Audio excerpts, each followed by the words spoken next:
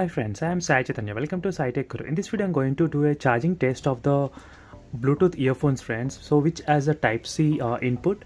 So I'm gonna charge the Bluetooth earphones using the Realme X2 device. So let's check whether the phone can actually charge this kind of small accessories, which will be very useful for you when you are traveling. In case if you are running out of the battery.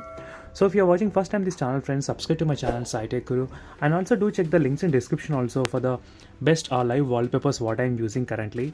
So you can see the wallpaper here, and here also this is not the normal wallpaper, friends, which is a 4D wallpaper, so which you can see. So you can find the links in description for the playlist of wallpapers, so must try in the Android. So you'll find very interesting wallpaper, friends. So do check the links in description for the playlist. And let's get started with this test here. So in this test, I got with me a Realme X2 device, friends. So which has the 4000 mAh of capacity. And on the other hand, I got the Sound Core Bluetooth headset, Bluetooth earphones. So which I have been using for the past 3 months. So which are pretty good in their battery life. So which has the 40 hours of battery life, friends. So overall included in the case. And just the earphones alone, they can go up to 7 hours of continuous use. So which is also very good. So overall the battery capacity of the Bluetooth earphones is of 800 mAh. So you can see it clearly, 800 mAh. So 810 mAh.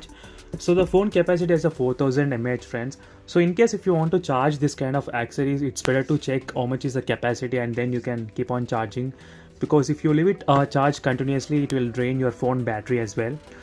So maybe in case of emergency, you can charge at least maybe for 10 to 15 minutes. I can get a couple of hours of worth of battery life.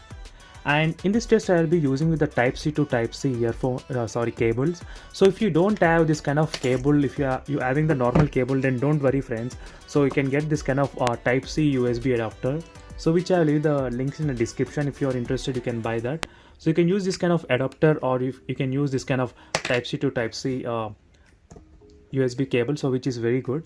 And once you connect it, it should display the light here. But at the moment it's not displaying, so don't worry, friends. You need to enable the OTG settings in the phone before actually making the OTG connection work.